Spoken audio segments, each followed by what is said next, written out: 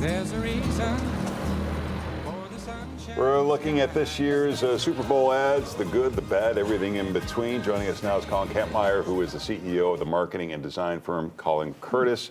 Good morning, welcome back. Good morning, thanks for having me back. I know that was a fan favorite, the horses. The Clydesdales, they always work, right? Yeah. Yeah. What were the trends this year?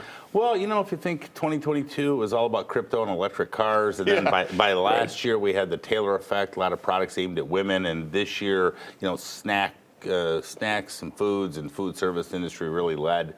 Auto was down. They used to make up 33% of the commercial bucket, and now they only made up like 10%. So a lot of humor, a lot of celebrities as usual. Yeah, all right. Well, let's take a look at some that did work well. Instacart, let's take a look. Release the hounds. Puppy monkey baby. Oh,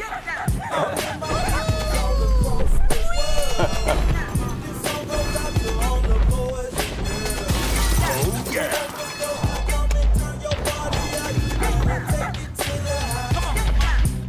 I'm on a porch. That caught my attention because I'm looking at this thing. What is this for?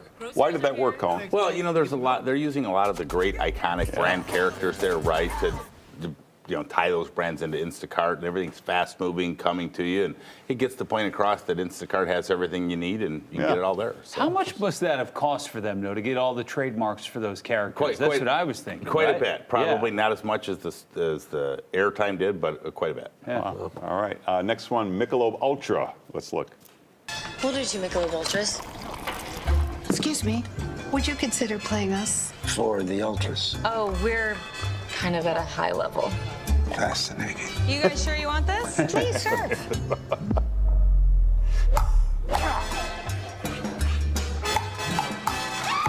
That was fun. Defoe's even frightening as a pickleball player. Why did this work for you? Well, you know, he and Catherine, they can be serious but also funny, right? And if you think about McUltra, right, it's a beer, you know, but they want you to have fun while you're doing it. It's very active. They tie in both the younger and older demographic here by having, you know, the older couple play the younger couple, and it shows you can still have fun and enjoy a beer. Yeah. So, All right. How about Hellman's? Maybe they let us back in this place. Oh, no good? No. Oh.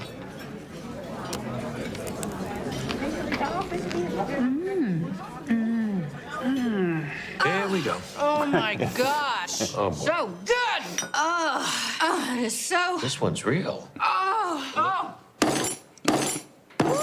Add that as a sandwich. I'll have what she's having.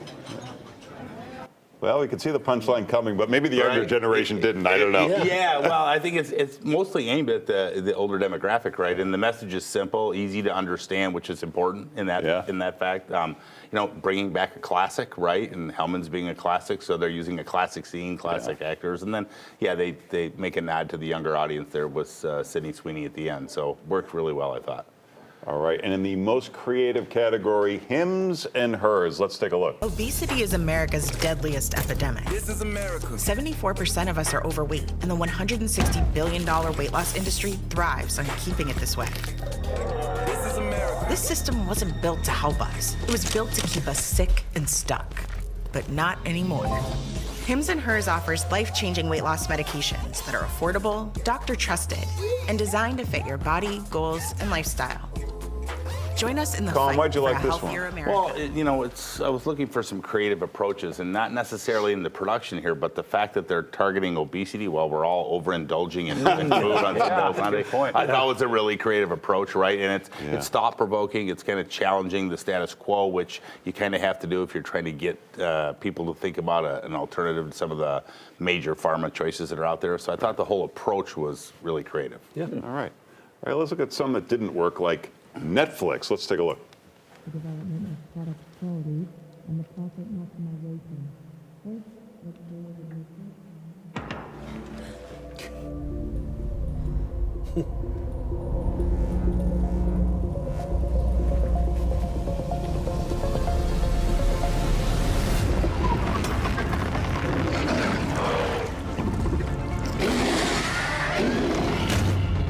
Wow. Why did this work, Colin? Well, I mean, we don't have time, obviously, to play this whole commercial. I Yeah. think it was a minute, but it takes a long time to get to the story, right, and to what the brand and what they're talking about. I didn't think it was very compelling. You know, it starts out with a person searching Netflix in the middle of a business meeting, and if that person's doing that in my meeting, I really don't care what's going to happen. Yeah. You know, as far as what they're watching. But I also didn't think it was very general audience friendly. It seems like a very narrow target that they're really reaching and talking to there. Yeah. So, but overall, just took a long time to get the point. Yeah, and that audience already knows about Stranger Things. And Right, Yeah. exactly. Yep. All right. Another one that didn't work, Rosetta Stone. Let's take a look. Der Club. Der Club? Der Club. Willkommen im Club. Dieser Club rockt. It's Tanzagamen Club. Jetzt fliegt der Club zu mir. Rosetta Stone's language learning tools may just be too immersive. All right, what do you think? Kind of the ending was the first thing that I caught was that negative statement at the end. It's to this or to that, right? Not necessarily what I would be looking for, and I'm not quite sure who they're trying to draw in there, right? I mean, you know, there's a lot of potential. It's a wide audience that can use that product, and we're focused on one person. I would have liked to have seen you know, multiple different people using the product, different age groups, all that.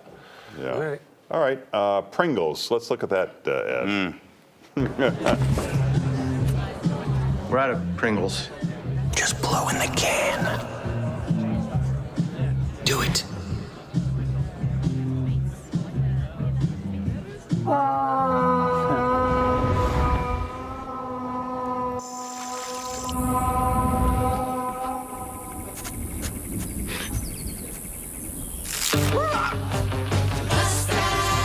I'd like to thank our fans. Colin, why didn't you like this one? Well, you know, the Chiefs didn't three-peat, but Pringles has now gone back-to-back on being on my list of commercials that I don't like. I looked back at last year's notes, and there must be something to do with mustaches and food together that I'm not liking. We're blowing into the cans. The whole thing is not sanitary, you know. You know, and I don't know that. I kind of feel like the thing that makes Pringles unique is, you know, that stackable chip and all that kind of stuff, right? It's not that character. I feel like they're trying to make him a big part of it, but it just doesn't work. Yeah, that's a good point. 2 years in a row. Congrats. All right. Fan favorite was Uber Eats. Let's take a look. Who? The Bears. Sounds good, but not the man. The Bears. Here we go. The Bears. The Bears. Yeah, the Bears. Oh, getting close. The Bears. No. The Bears. The Bears. The Bears. Ah, the Bears. The Bears. How could we not end with that? I guess. Yeah. But, you know, for practical purposes, they're, you know, using an icon of a city and attaching the brand to the city, attaching the brand to the fan base. And there are other versions of that where it's still Matthew McConaughey, but he's Vince Lombardi or somebody else in a different city. So I thought it was a really novel approach. And how can I end with, you know, the Bears? Yeah. I think, do we have time for one more?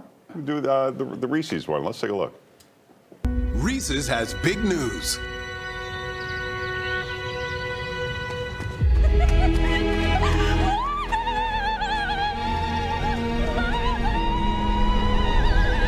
It involves lava. Reese's has big news. What do you think of that one? I brought this one up because there were a couple of great teaser campaigns. I thought Reese's did a great job there, and so did Doritos. That one there, I mean, Reese's has something new to say, right? That's always important when you're in a big event like that, is to have something new to say. And, you know, and the teaser approach is kind of just lengthening that investment over time as opposed to 30 seconds, $7 million, right? You're extending it over a month, 2 months. You know, Doritos did a good job of that, too, with commercial where they let the fans make the commercial. Yeah. You made it at home and submitted it, and the winner was actually shown during the Super Bowl and won $1 million. Wow. So what do you think of the idea of, it used to be the big surprise, the commercials were a big surprise during the Super Bowl, then they started releasing them ahead of time. Of course, you're going to get more for your money that way, but what about the impact? Does it matter? Yeah, I don't know that it matters so much. I think it's a positive in the fact that you're, again, extending that investment, if you will, and it's important to get the most that you can out of that investment because it's a pretty penny. Yeah. So. Always fun to talk to you, Colin. Thanks. Absolutely, Appreciate guys. it. Thanks for having me. All right. Appreciate it. There's the information on your screen, ColinCurtis.com.